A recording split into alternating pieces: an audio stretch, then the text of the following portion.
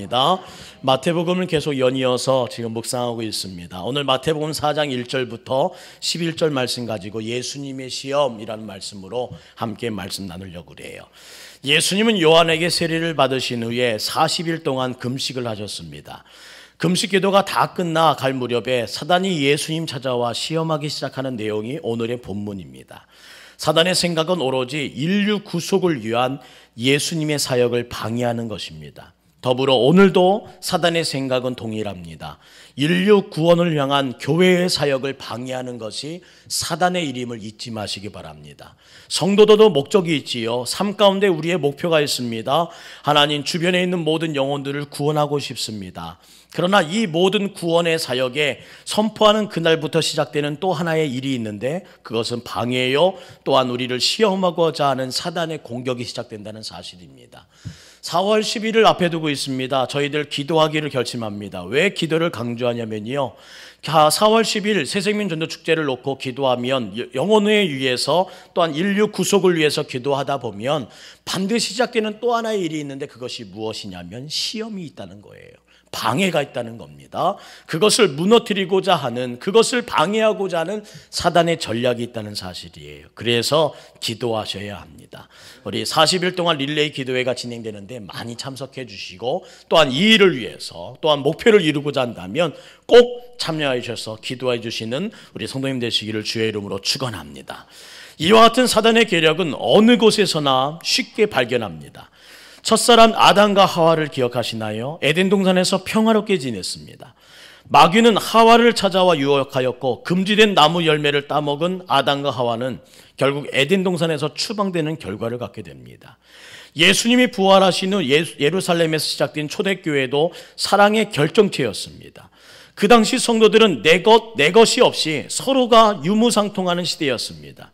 그러자 마귀가 또 찾아옵니다. 아나니아와 삽비라의 마음속에 욕심을 불어넣어 그 욕심은 자기 것이라는 생각을 갖게 만들었다는 거예요. 그러자 그 사랑의 공동체는 미움과 원망과 불평의 공동체로 바뀌어졌다는 겁니다. 이렇게 우리의 모든 모습들 가운데 평안함과 하나님의 거룩한 질서가 설만하면 사단은 공격해온다는 사실을 잊지 마셔야 돼요. 시대는 바뀌었습니다. 하지만 마귀의 하는 일이란 언제나 공통점이 있습니다. 넘어뜨리고 회방하는 일을 계속한다는 거예요. 우리 사랑하는 성도님, 넘어지지 않기를 주의 이름으로 축복합니다. 회방하는 일에 흔들리지 않기를 주의 이름으로 축복합니다. 성도들 사이에 또한 서로 불신하게 만들고 원망하게 만드는 사단의 짓거리에서 자유케 되기를 주의 이름으로 축원합니다.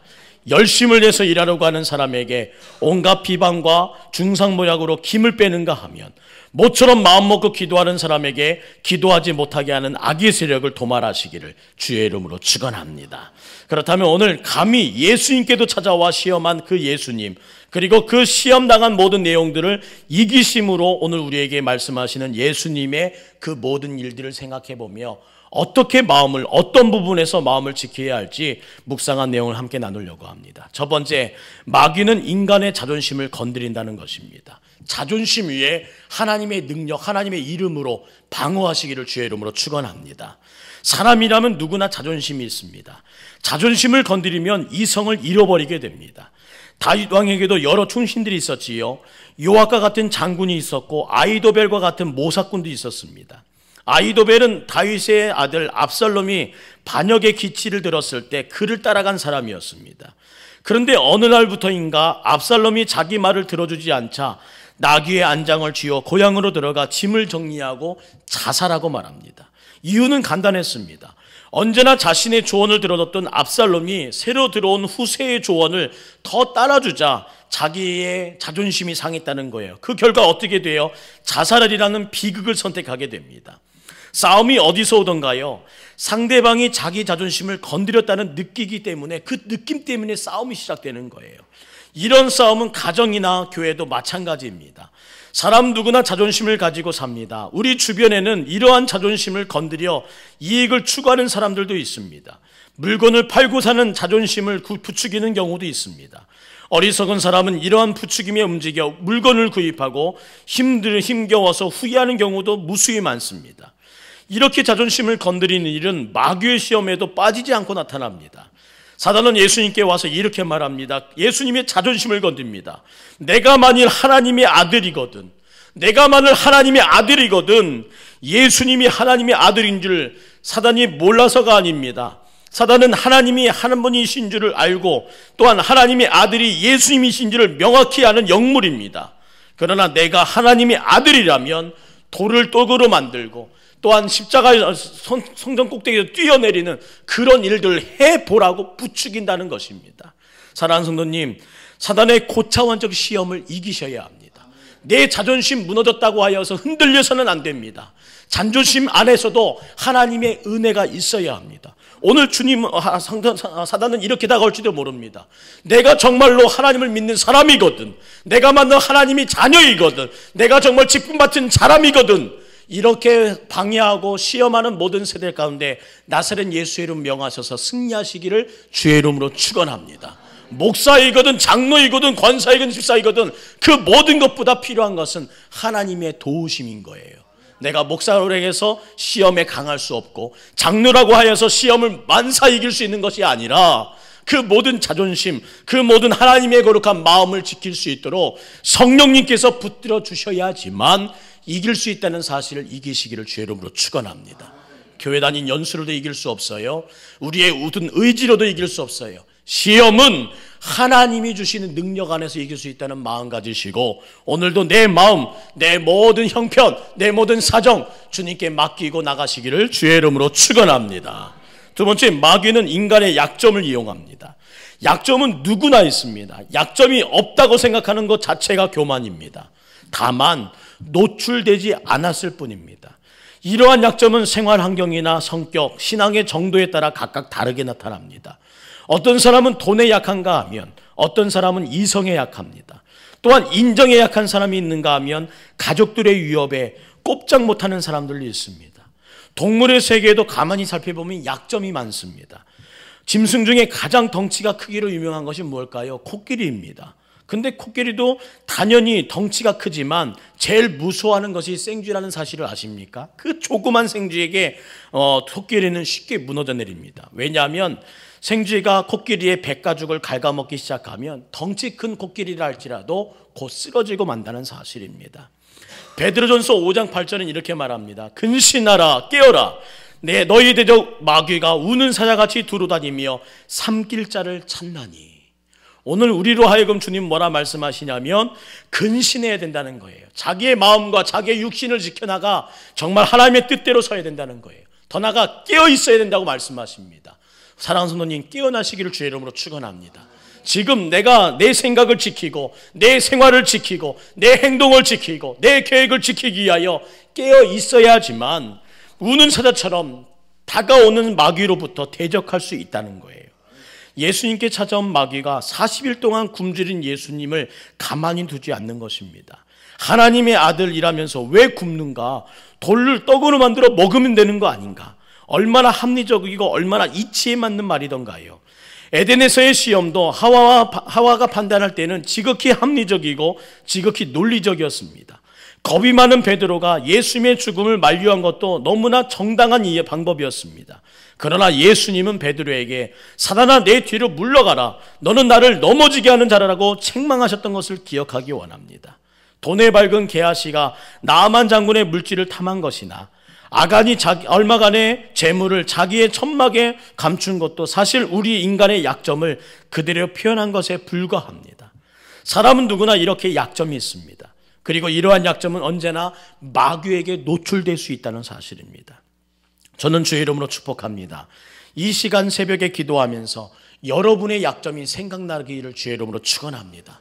그리고 오늘 하루도 그 약점에 하나님의 거룩한 도우심과 하나님의 파수꾼을 세워주시어 하나님 내 약점 아시지요? 이것을 보호하여 주시사 넘어지지 않게 하시고 시험 들지 않게 도와달라고 기도하시기를 주의 이름으로 축원합니다. 때로는 그 모든 것이 합리적이고 이성적이고 이치에 맞을 수도 있습니다. 하지만 그것을 사용하는 사단의 관계는 더욱더 민첩하여서 작은 틈이라도 들어온다는 사실 잊지 마시고 오늘도 언제나 내 약점을 생각하고 기도하시기를 주의 이름으로 축원합니다. 마지막으로 마귀는 때때로 하나님의 말씀을 도용한다는 사실입니다. 하나님의 말씀은 우리를 교훈하고 바르게 합니다. 디모데후서 3장 16절 모든 성경은 하나님의 영감으로 된 것으로 교훈과 책망과 바른 계함과 의로 교육하기에 유익하다고 기록하고 있습니다. 하나님께서 우리에게 말씀을 주신 것은 우리 믿음의 유익을 위한 것입니다. 근데 우리의 믿음을 흔들어 놓고 빼앗아감이 위함이 아닌데 악한 세력은 성도들의 믿음을 흔들어 놓으려고 도태시키려고 하나님의 말씀을 악용하여 사용할 때가 있다는 사실입니다. 마태복음 7장 16절 말씀입니다. 열매로 그들을 알지니 가시나무에서 포도를 또는 엉겅퀴에서 무화과를 따겠느냐. 말씀을 인용하여서 공격하기도 합니다. 당신에게 전도의 열매가 없으니 어떻게 구원을 받았다고 말할 수 있느냐고 공격합니다. 과연 전도의 열매가 없으면 구원받지 못한 것일까요? 아니요. 구원받은 사람에게도 전도의 열매의 차이는 있을 수 있다는 거예요. 하나님이 보시는 것은 전도의 열매의 양이 아닙니다. 열매를 얻기 위하여 최선을 다하는 그 과정에 주님은 더 함께 하신다는 사실입니다. 그 과정에 최선을 다하면 열매는 주님이 왜 책임져 주시지 않겠어요? 믿음으로 얻은 구원까지 전부 흔들어 버리는 것이 사단의 마귀의 강경이라는 사실입니다. 한마디로 말씀을 혼잡케 하는 사단이라는 겁니다. 하신 예수님께서 하신 말씀은 열매가 없으면 그리스도인이 아니라는 의미가 결코 아니라는 사실이에요. 말씀을 혼미케 하고 말씀을 잘못 묵상케 하는 것이 사단의 관계라는 거 잊지 마시고요. 하나님의 말씀 바로 듣고 바로 이해하기를 원합니다. 오늘날 이 시대가 왜 이렇게 이단이 많을까요? 말씀을 가지고 간교하게 사용하는 도용하는 이단의 세력들이 오늘 사단의 꾀임에 넘어가 있기 때문이란 사실이에요. 오늘 모든 성도님들이 더욱더 말씀 잘 알고 말씀에 민감하고 때로는 말씀이 혼미하다면 하나님의 종들 목회자들을 찾아서 그 말씀의 깊이를 함께 묵상하시기를 주의 이름으로 축원합니다. 예수님을 시험하는 마귀는 오늘도 우리 가운데 여러 가지 시험을 합니다. 그러나 기억하십시오. 예수님은 사단의 모든 시험을 이기신 분입니다. 그 예수님과 함께 가면 어떠한 시험도 이길 수 있습니다. 마귀는 더 이상 어찌할 수 없을 바 몰라 예수님을 떠나갔던 것처럼 우리들이 예수님 붙잡고 주님을 붙잡고 기억하면 기도하면 마귀도 어쩔 수 없이 우리 곁을 떠나갈 줄 믿습니다. 만일 우리가 하나님 말씀을 붙잡고 그분 의지하면 사단의 전략은 여지없이 무너지고 말 것을 기도하시길 바랍니다. 마귀는 우리의 자존심을 거드립니다. 마귀는 우리의 약점을 이용합니다. 마귀는 때때로 하나님 말씀을 도용합니다. 우리는 언제나 마귀에게 노출되어 있습니다. 그러므로 자기의 부족을 알고 언제나 성령의 도우심을 간구하여서 오늘도 성령의 도우심을 구하는 가운데 마귀의 시험을 이기시고 결과에 얽매이지 마시고 오늘의 현장, 오늘의 과정에 하나님의 말씀과 하나님의 의지를 가지고 최선을 다하여 승리하시기를 주의 이름으로 축원합니다. 기도하겠습니다. 사랑의 하나님, 우리들은 결과에 매여 있을 때가 많습니다. 그러나 결과는 과정 가운데 이루어지는 축복임을 잊지 않게 하여 주옵소서. 오늘의 시험도 하나님 결과라고 결론 짓는 것이 아니라 하나님의 거룩한 이름 가운데 나를 훈련시키시고 나를 강하게 하시고 이를 통해서 나로 하여금 더 큰 하나님의 뜻을 발견하기 위한 하나님의 절차임을 믿고 의지하는 가운데 승리케 하여 주옵소서. 나의 자존심을 지키게 하여 주시옵소서. 하나님, 그 모든 힘을 지키는 것은 내 마음과 뜻을 지키는 것은 하나님의 거룩한 도우심 가운데 이루어지오니 이 약한 마음, 이 약한 육신, 나의 모든 무지한 계획들 주님께서 책임져 주시어서 내가 아닌 주님이 함께 해주심으로 이기게 하여 주옵소서. 나의 약점에 주님 파수꾼을 세워주시옵소서. 하나님, 물질에 약한 자에게는 물질 앞에 파수꾼을, 성격이 약한 자에게는 성격 앞에 파수꾼을, 인정이 약한 자에게는 인정 앞에 주의 파수꾼을 세워주시어 어떠한 일이든지 주님의 도우심으로 걸러지게 하여 주옵소서.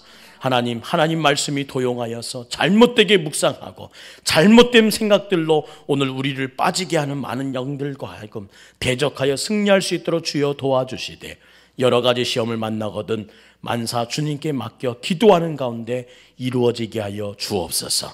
오늘도 전도의 열매의 결과를 가지고 시험 드는 저희들 아니라 전도의 열매를 얻기 위하여 씨를 뿌리고 물을 주고 또한 하나님 기르게 하시는 하나님과의 동행으로 하나님께 영광 돌리는 저희 되게 하여 주옵소서. 걸어가신 예수님의 이름으로 간절히 기도드리옵나이다.